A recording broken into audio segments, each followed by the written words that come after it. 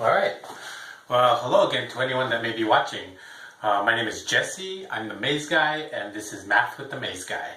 So today, what I've been doing is I'm trying to go over some basic stuff that people might need help with when it comes to mathematics.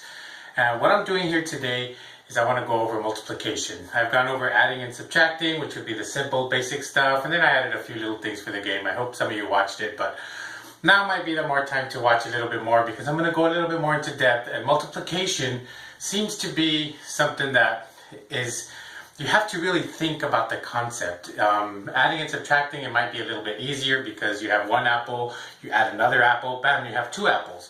Or you have two apples, you take away three apples, you're left with owing an apple, right? So we look at those kinds of things when it comes to adding and subtracting. Basic, simple little things. We have $1, we want to add another dollar, boom. But then you look at things like, so let's say we have something that we're looking at like our paychecks. We know we're getting paid $10 an hour, $20 an hour, whatever it is, and you have 40 hours in the whole week. Well, you get $20 in 1 hour. 40 hours means 20 of those 1 hours. So then you do 20 times 40 to get your weekly pay.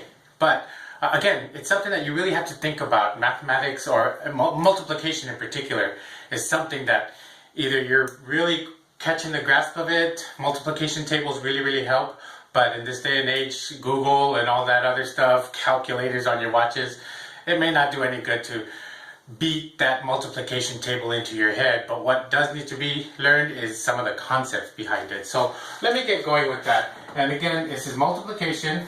I just like to write it on the whiteboard because I never had one and I never thought I'd be using it to explain.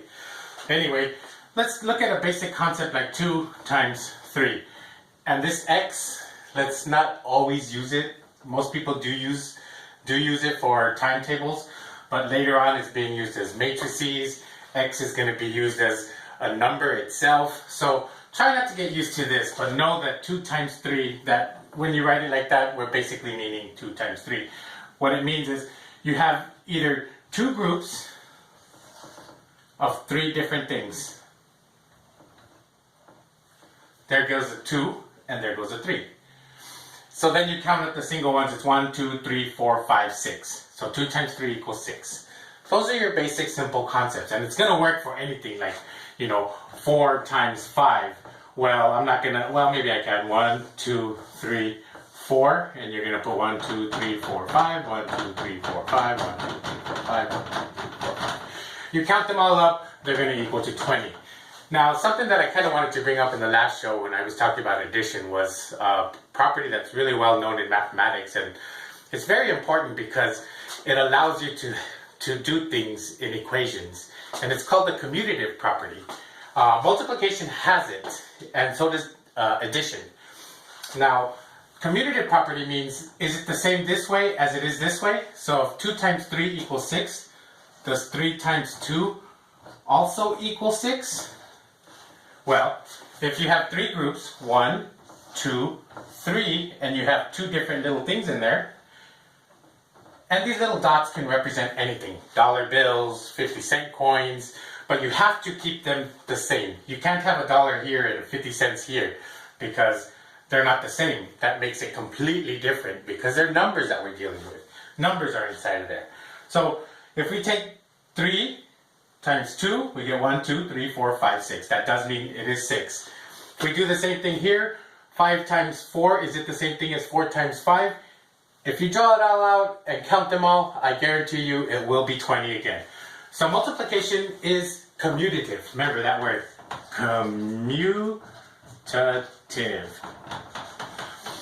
And I said addition is the same way. Addition is also commutative because if you go 4 plus 7, does that equal 7 plus 4? And you got 4. You add 7.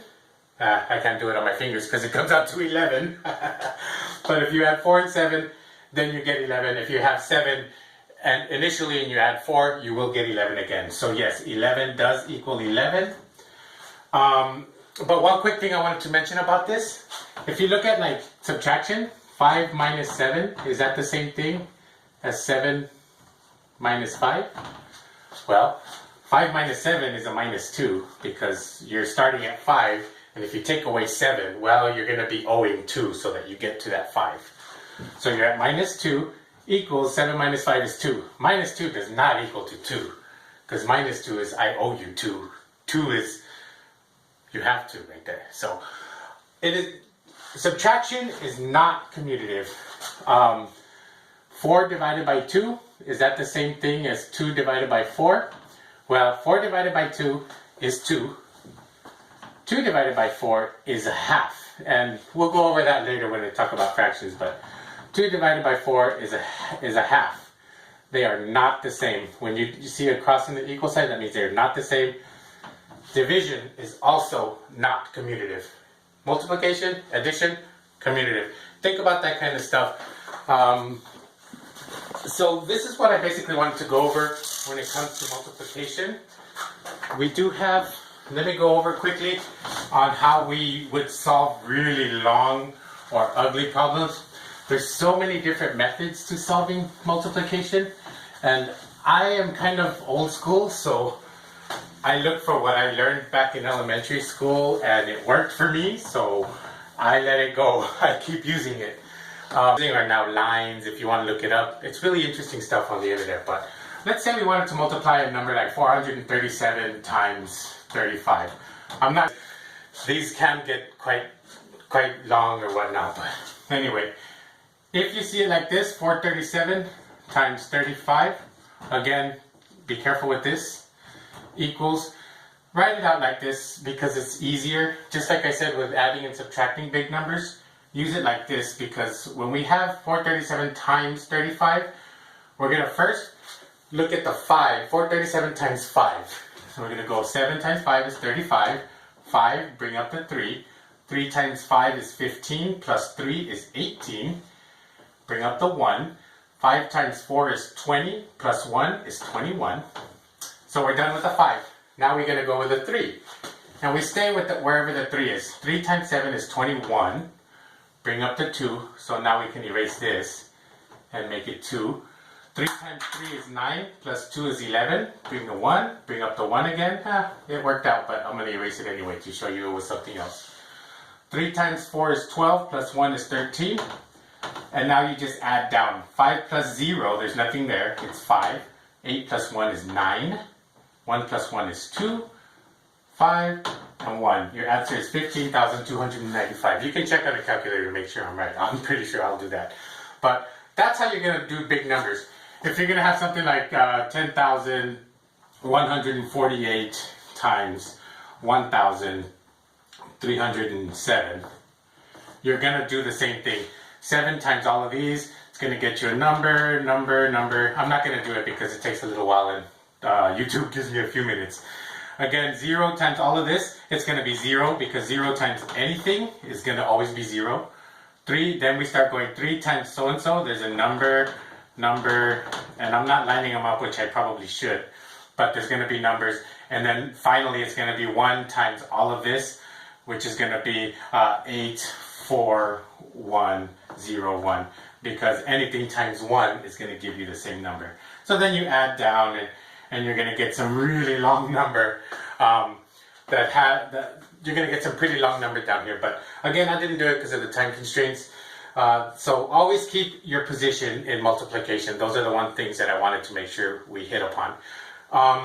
Anything going forward, what I want to talk about on my next show is going to be things like symbols, what's being used in mathematics, in multiplication, things like exponents, roots of numbers, and some of the concepts. I later want to go over some of the ways that we look out for the words that tell us, hey, we're going to multiply right here.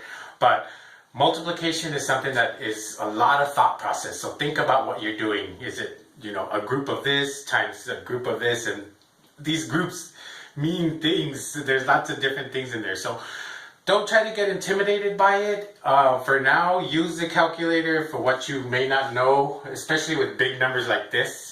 Use a calculator, but if you're stuck, you don't have one, go with this method.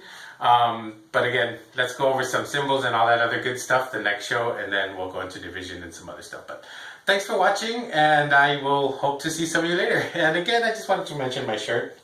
I make mazes. I'm the maze guy. I don't know if you've noticed, but almost all the shows I've made, I've been wearing a maze shirt, and this is one of my favorites. Well, they're all one of my favorites. Anyway, thanks again. Have a good one.